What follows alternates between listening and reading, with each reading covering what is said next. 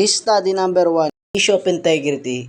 They still become loyal even though they have been used in wrong activities that harm the environment and people.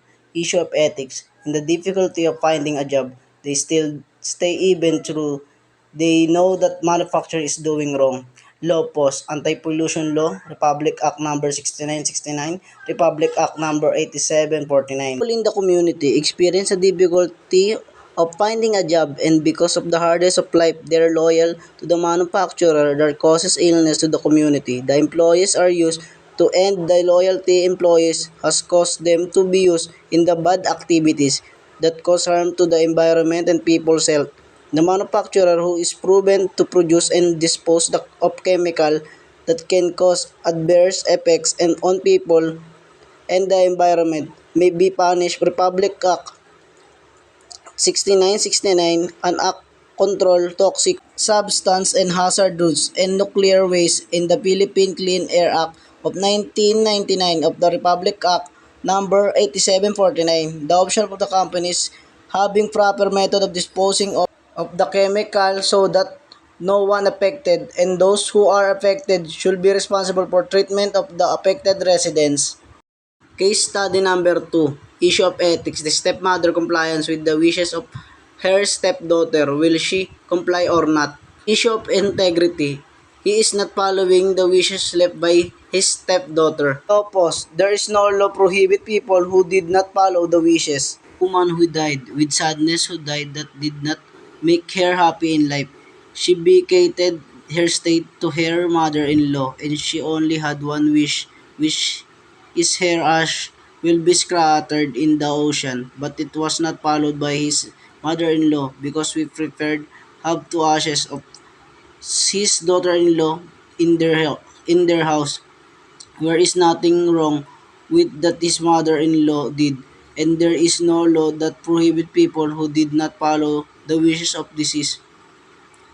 But it depends of the scenario. But in this scenario, it's only the ashes that are not connected of the state that was not given to the mother-in-law. The mother-in-law has the right to do she wants to do with the ashes, and either follows her wishes or not, because she no longer was legal parents. Option of mother-in-law. She followed that was wish, because there is no law that prohibits people who did not follow the wishes of the dead.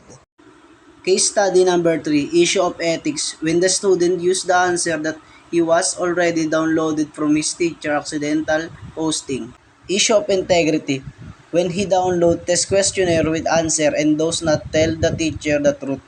Law post, violation of Student Code of Ethics, RA 10173 or Data Privacy Act of using it or downloading it by the student without the permission of the teacher. Student, because it was so difficult to pass their course, took advantage of the opportunity to pass with the help of the answer that was not intentionally uploaded by his teacher, and because of what the student did, he may be dropped out of his course, or he may also be charged with the Data Privacy Act or RA 10173, because the answer uploaded by his teacher is the data cannot be accessed by others, and the student cannot use it without his teacher permission. The teacher option is to repeat the exam or do a new one to make sure that the student does not cheat, and what the student should do is to tell his teacher what happened and be honest so that there is no problem, because he himself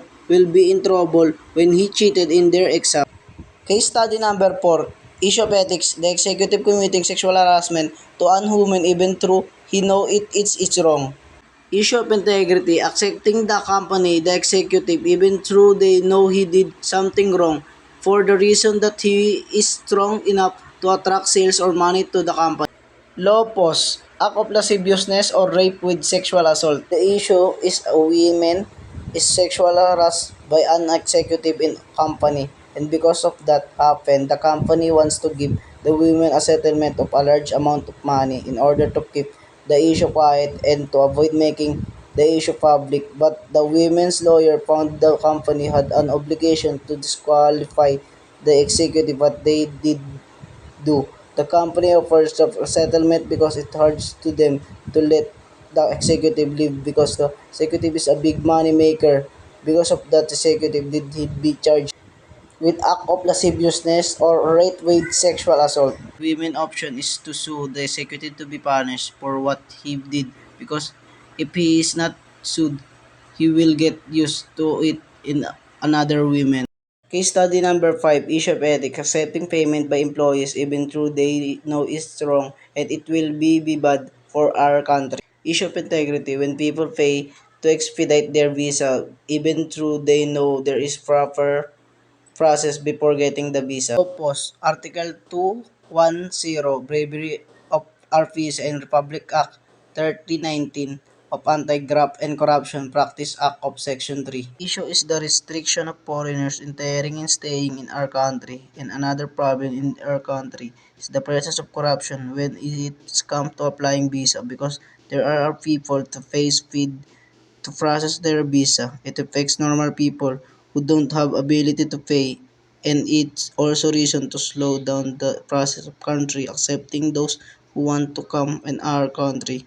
It will be cause a big problem because if the employer receiving the payment it not likely have illegal contraband because of the past visa processing trucks that do not go through the correct process and the employee who are proven guilty can be charged with Article 2110 bribery of RPC and the person who paid will charge with Republic Act 3019 or Anti-Graft and Corruption Practice Act Section 3.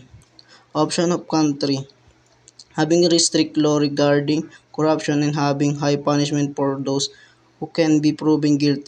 To create fear or doubt in the able-bodied person who commit or violate this law.